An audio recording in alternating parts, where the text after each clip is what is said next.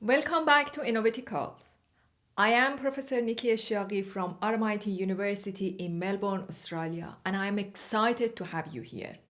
If you are new to the channel, don't forget to subscribe and click notification bell so you won't miss any of our future episodes. This is the second part of our series on emotional intelligence, where we are focusing on one of the most important aspects, social responsibility. In the last episode, we talked about how social responsibility helps us grow both personally and professionally. It's about giving back, supporting others, and being an active, respectful member of the teams and communities we are part of. But social responsibility isn't just about volunteering or doing charity work. It also shows up in our everyday action, like how we work with classmates, how we participate in group projects, and how we treat others on campus or in our workplace. It includes things like doing your fair share in a team assignment, respecting shared spaces like your residence hall, or supporting a fellow student who is going through a hard time. For example, being a good team member doesn't mean doing all work because you do not trust others. And it doesn't mean insisting that your idea must always be the one the group chooses. In fact, real social responsibility means being open to others' idea, even if they are not your first choice, and contributing to the group success, not just your own. Let me share a great example of this in action.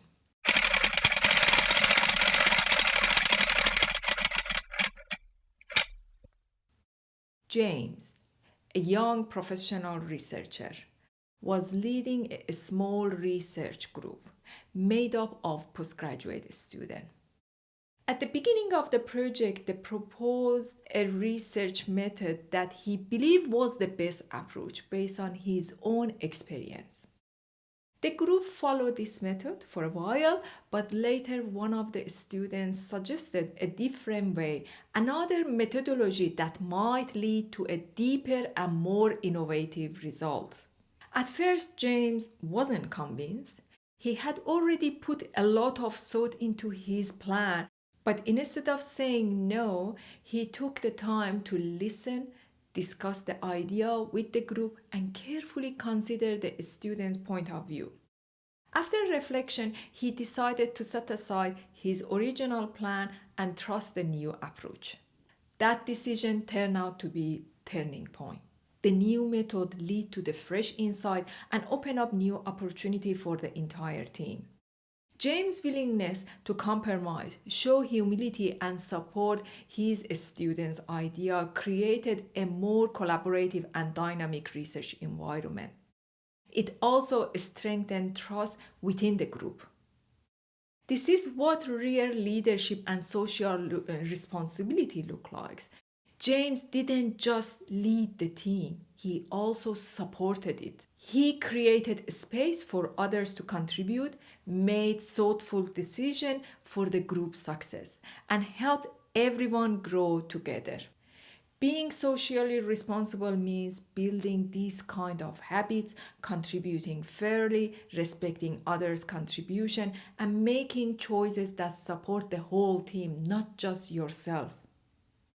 It also means not taking advantage when others are willing to step up. Even if someone on your team might do the work for you, you should still do your part. Why? Because that's how you grow, learn, and become truly ready for the future. Good leaders know how to compromise and when let go of their own preferences if it helps the team. It builds a stronger group spirit, shows emotional maturity, and proves that the strong leaders are also good listeners and team players. So, how does all this connect to the bigger picture? Let's take a step back. and think about the idea of helping others, not just in group project or academic setting, but in everyday life. You see, social responsibility isn't just helpful, it is deeply important. It adds real purpose, meaning, and fulfillment to our lives. When we support others and give back to our community, it brings a sense of happiness and satisfaction that the personal success alone can provide. That's why I am emphasizing it here, because these values enrich us as a human being. You might be wondering, isn't the idea of helping strangers, like in those old story, kind of outdated? Take the biblical story of the Good Samaritan, for example. Is it just a nice tale for an ancient time? Not at all. In fact, the story still carries a powerful message today. The Good Samaritan didn't ignore someone in need. He helped and showed compassion, even when it wasn't easy. And that kind of action, choosing kindness, stepping out, caring for others, is still just as powerful now as it was back then. Idea, loving and caring for others is actually a core message in the Bible. Many people even describe it as a kind of love language. It's a way of expressing love and empathy through real action, not just word. It reminds us being emotionally intelligent include how we treat others and how we respond when someone needs help. Some countries even recognize this in their laws. For example, France and Germany. This law doesn't ask people to risk their life, but they do expect them to take the basic action like calling emergency services. It's a reflection of our shared responsibility to care for one another. Why these laws exist? Because helping others is what holds society together. It builds trust, compassion, and strong communities. And it is also a sign of emotional intelligence, of being aware, responsible, and connected to the people around us. Being successful in life isn't just about how smart you are or how much you achieve. Real success comes from being part of something bigger, for being someone others can rely on, and from using your ability to lift others up. Whether you are rich or poor, what truly gives life meaning is how you treat people and how you give back. And now, a few questions to reflect on. This question will help you think more deeply about what social responsibility look like in your life. So take a moment, grab a pencil and a paper and jot down your thought. Don't rush. Take your time, reflect, and consider this question carefully as you think about how you can apply them in your daily life. What are some ways you could contribute to helping others who are struggling? In what ways do you currently participate and add value to a team or group? What strength or talent do you have that could benefit a community service? How could helping others enrich your own life? Take some time to write down your answer and truly meditate on them. The more you think about this, the clearer it will become how you can make a positive impact on others while developing your own emotional intelligence. Thank you for joining us in this episode of Innovaticalls.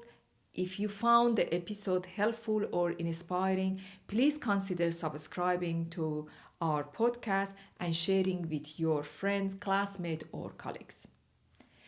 Innovaticalls is more than just a podcast. It's a community made up of professors, students, researchers, and professionals who are committed to supporting one another. Through real life stories, shared skill and experiences, we aim to help everyone grow, thrive, and lead fulfilling lives, both personally and professionally. We love to hear from you. Feel free to leave a comment and share your experience with social responsibility, whether it is helping someone in need, contributing to team effort, or making a positive impact in your community. Your story could motivate others to reflect on their own action and take a step toward making difference. Until next time, remember to be kind, be assertive, and support others. The world can always use more of that. Take care, and we will see you in the next episode.